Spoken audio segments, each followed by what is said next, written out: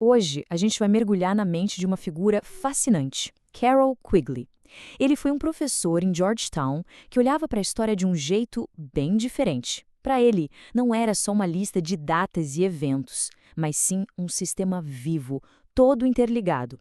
Ele não era um historiador comum, e as ideias dele com certeza nos fazem repensar o mundo em que vivemos. E a nossa análise já começa com um baita mistério. A principal obra de Quigley, um livro gigantesco com mais de 1000 páginas, simplesmente some das prateleiras. As matrizes de impressão, destruídas. A desculpa oficial, disseram que foi sem querer. Claro que Quigley nunca engoliu essa história, e o mistério em torno do trabalho dele só fez crescer a partir dali. Então, quem era essa pessoa que causou tanto barulho? Para a gente entender as teorias dele, primeiro a gente precisa sacar a filosofia por trás de tudo. Quigley, formado em Harvard, não via o conhecimento dividido em caixinhas. Para ele, era tudo uma coisa só, tudo conectado. Quigley era o que a gente chama de pensador holístico. Ele enxergava conexões onde a maioria só via partes soltas. Para ele, ciência, religião, política, tudo fazia parte de um grande e único sistema interligado. Essa visão do quadro geral é a chave para entender todo o trabalho dele. E o mais curioso é que, mesmo escrevendo sobre redes de poder secretas, ele rejeitava completamente as teorias da conspiração. Ele achava que eram explicações simples demais para um mundo complexo. Ok, agora a gente chega no coração do pensamento de Quigley, o modelo dele sobre como as civilizações nascem, crescem e morrem. Ele criou uma estrutura para a gente entender por que as sociedades têm seu auge e, inevitavelmente, entram em declínio. O motor de qualquer civilização em ascensão, segundo Quigley, é o que ele chamou de instrumento de expansão. Dá para pensar nisso como uma organização, seja ela religiosa, política ou econômica, que está de fato resolvendo um problema real da sociedade. E ao fazer isso, ela gera crescimento, gera inovação. Para ele, o ciclo de vida de uma civilização se desenrolava em 7 estágios bem definidos.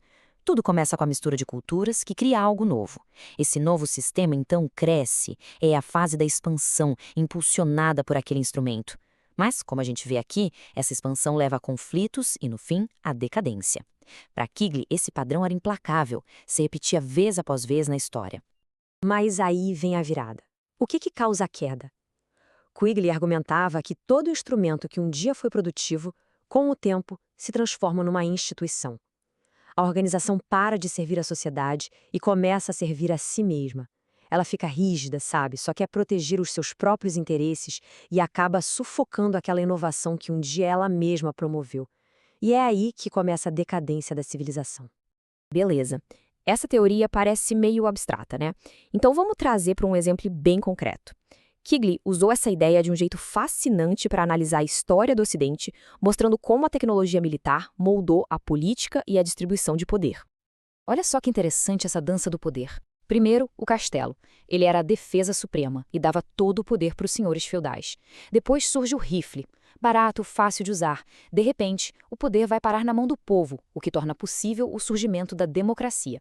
Só que a tecnologia não para, né? Chega o tanque. Caro, complexo, especializado e pronto. O monopólio da força volta para as mãos do Estado, o que abre caminho para novos tipos de autoritarismo. A ferramenta da guerra, para ele, definia quem mandava na sociedade. E Quigley não olhava só para o passado, não. Ele virou essa lente super crítica para a sociedade americana do século XX e o que ele viu, olha, deixou ele bem preocupado. O que ele percebeu foi a ascensão de uma mentalidade que ele batizou de pequeno-burguesa. Pessoas que não buscavam segurança na própria força ou na comunidade, mas sim no cargo, na posição dentro de uma organização.